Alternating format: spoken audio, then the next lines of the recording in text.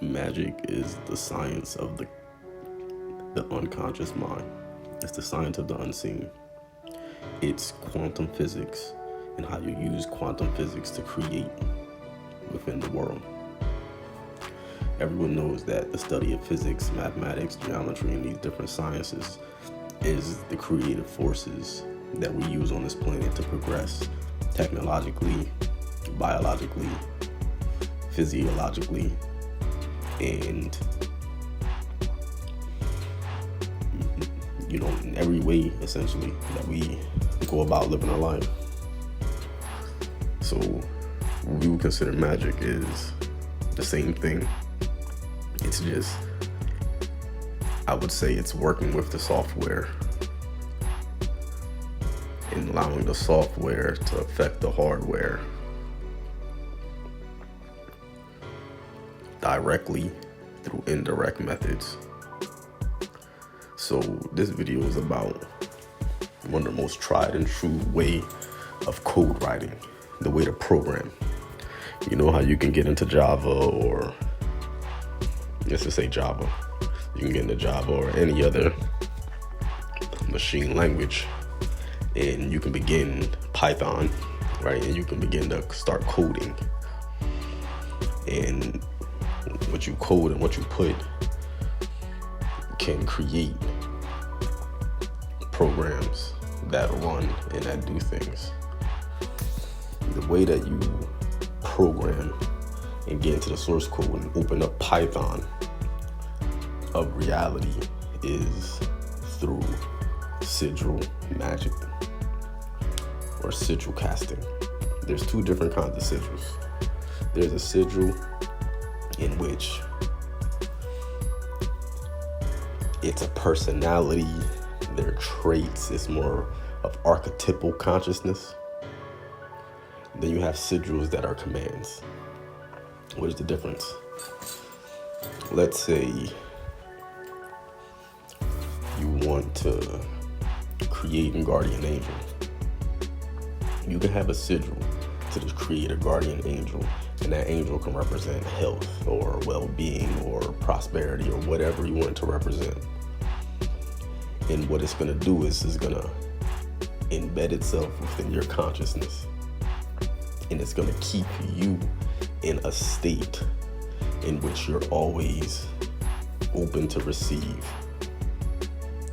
whatever it's programmed to do,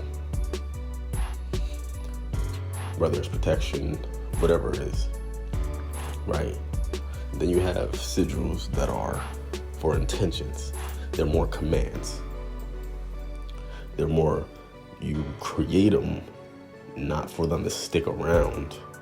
You create them for an effect, and once that effect happens, you have to create something new.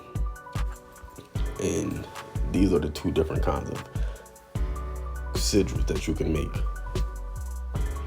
I would suggest definitely coming up with a pantheon and these sigils that you can always go to orient yourself.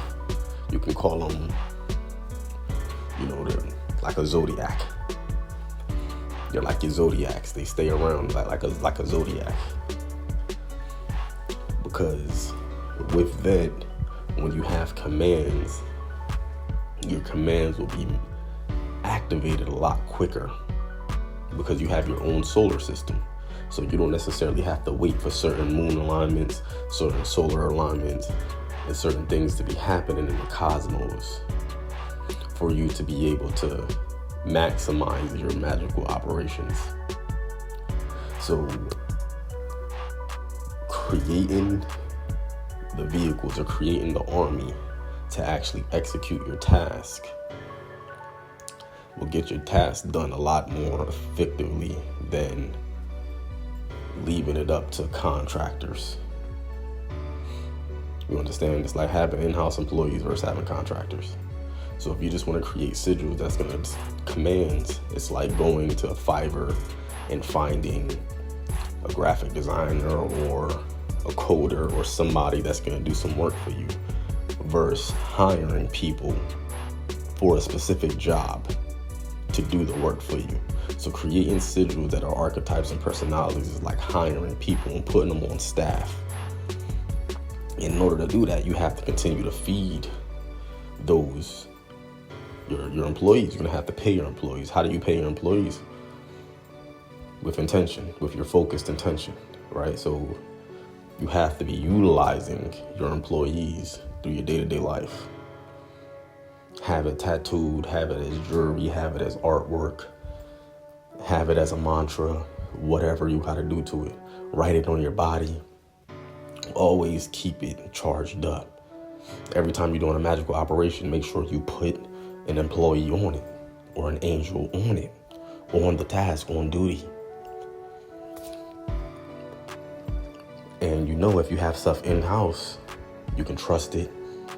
It's gonna be better work, and you don't have to wait as long to get it done.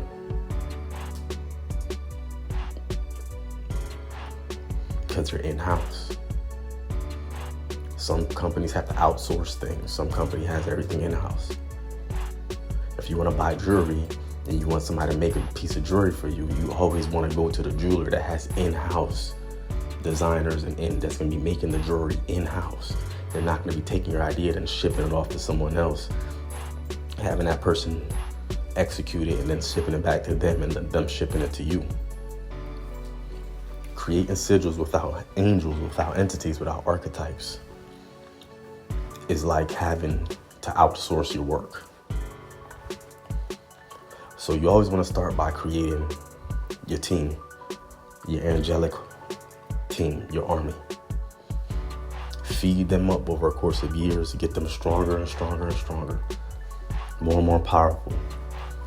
Orgasmic energy, sexual energy. We'll talk about how to charge these in the future.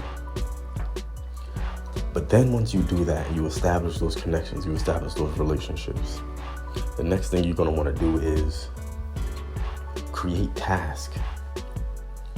Create task. Use your sigils and create task. There's plenty of videos about how to create sigils, like how to create task with sigils, how to manifest using sigils. They don't talk about the part that I just told you, but they'll talk about this part, which is you write a statement, you cross out the vowels, you take the leftover consonants, however you pronounce that, right? And then you create a picture with those consonants and you put a circle around it. And then you charge it, or you let it go. You meditate on it. You allow it to become a part of your unconscious understanding. And then it's like you just wrote a line of code into reality. And watch your manifestation happens. If you don't have a team, I would suggest start small. Start with something basic. I don't know, get a free apple pie from somewhere, or get a free meal, or have someone give you some donuts tomorrow, something very simple. And build it up with time.